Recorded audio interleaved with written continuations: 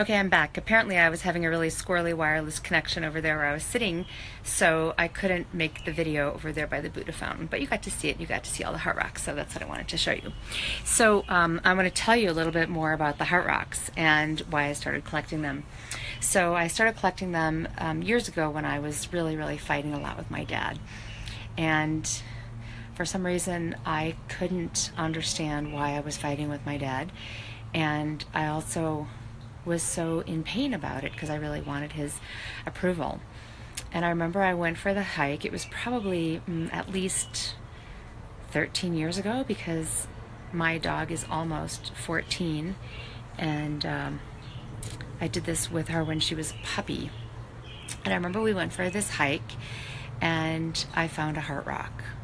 And then I found another one, and then I found another one, and another one, and another one. And I started to realize that we're all like these heart rocks, that we all have in some regard been stepped on, we've been hailed on, we've fallen down mountains, we've felt discarded and eroded, and yet through that we have developed into these perfect, unique shapes that we are.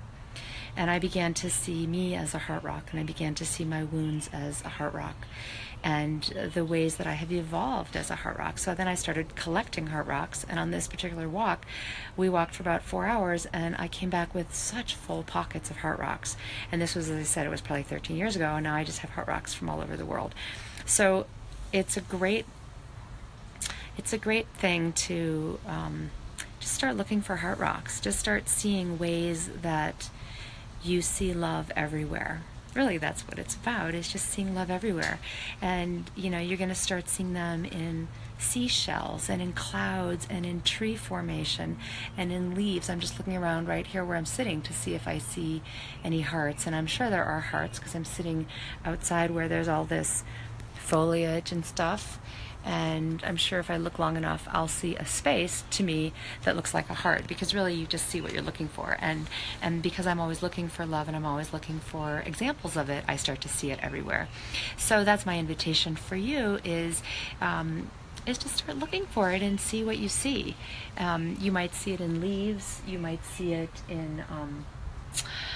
I'm still looking for heart rocks. You might see it in leaves, you might see it in clouds, you might see it in the way snow melts. I've seen heart rocks on toast and in eggs and in the cream in my coffee, and I document all of that because it's kind of silly and goofy, but the reality is you see the world not as it is, but as you are. So start looking for what you want to see. I decided that I wanted to see love, and when I started picking up all these heart rocks, I realized that I had been letting...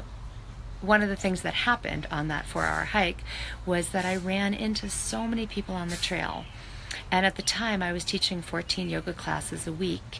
So I had lots and lots of people who knew me from teaching yoga. And when I was on this walk, so many people were also out hiking, and they came up to me and they said, "Deborah, we love you, and we love your class, and your dog is so cute." And I just received so much love. And it really struck me that I had been letting this one story in my head of being unlovable, which was because of some friction I was having with my dad, I was letting that be the story that I was holding, and I realized that that was wrong, that I had met many, many, many people who adored me, and my dad actually adores me too, but at that time we were, there was some friction between us, which I think is normal anyway. But I wasn't able to receive love from all the other people until I realized that on this walk that I had, where I started picking up all the heart rocks. So that's also part of it, is that when you start looking for love everywhere, you realize that there is love everywhere, and you may have unconsciously been repelling it or ignoring it or unconsciously pushing it away because of some belief that you had about you not deserving it. And on that note, I would just want to make a big shout out of love to my team who has been helping me with this interview series. I have an awesome team. Angie Robertson is one person on my team, total angel. Her name is Angie because she's an angel. And Dortha is another member of my team, and Cheryl, and they just have been so incredibly helpful, because all the technology that goes into this interview series makes me batty. It makes my eyes cross. I just don't understand it. And I have the inner technology wired really well, and the computer technology don't understand, and I don't need to understand it because it's not in my zone of genius. And one of the things that I discovered is that I get to ask for help, which is another way of receiving love. When you ask for help and people help you, you feel loved and you feel so liberated because people are helping you and you don't have to do it all by yourself. So I want to make a big shout out to Angie and Cheryl and Dortha. And if you've watched the Money Mindset series at all, you can thank them too, and put some hearts and some likes down below to let them know that you love them too, because it never would have happened without them. And I also want to make a big shout out to so many people on my path who were part of this Master Your Money Mindset interview series who helped me. And forgive me if I don't mention all of you, but I'm just going to go through because I don't have the list in front of me of all the people. But most of the people who showed up for this Master Your Money Mindset series were people who personally are or were my coaches or mentors. So John Assaraf is one. Huge gratitude and love to John Assaraf. Who else? Okay, Kendra Thornberry has been a coach of mine. Barbara Wilder, I worked with her years ago. Really beautiful, brilliant, intuitive light worker. Johanna Walker, my Boulder friend, who is just such a entertaining and honest and exhilarating public speaker. Emily Utter, who is my coach right now. Totally love her. She's living in Bali right now. I'm not living. She's there for a month, just enjoying herself because that's how she runs her business. And someday that's what I'll be doing with my business. Who else? Dr. Sue Mortar. I'm studying with her also right now. She's the author of The Energy Codes and an incredibly brilliant healer, doctor of chiropractic. I'm trying to think who else is on the list because there are so many people who showed up and shared. Catalyst Yogi, he's an amazing yogi. I've actually never met him. I'm on the Kundalini Yoga path and so is he, and he has all these wonderful meditations and videos online.